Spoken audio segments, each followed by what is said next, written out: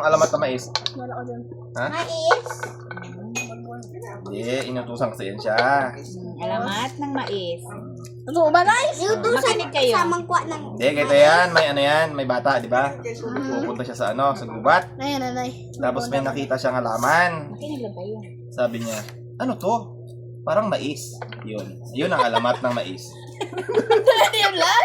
Yun na yun. Ano to? May mais? Ano yun? Ano ba na O ikaw, anong pagkaalam mo, sir, sa alamat ng mais? Nothing. Nothing. Hindi yung taon ng mais kasi hindi na alam kung mais. Kung mais yan, Pagkain na bulbol. mais.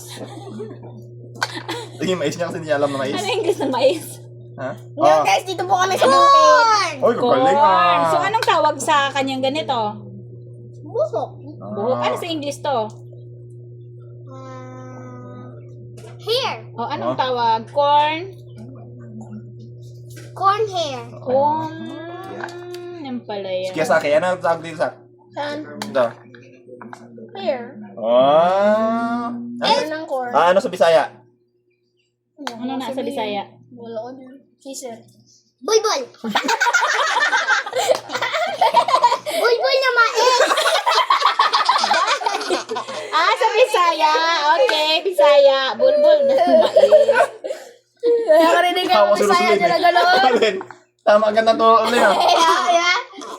Bulbul sa mais.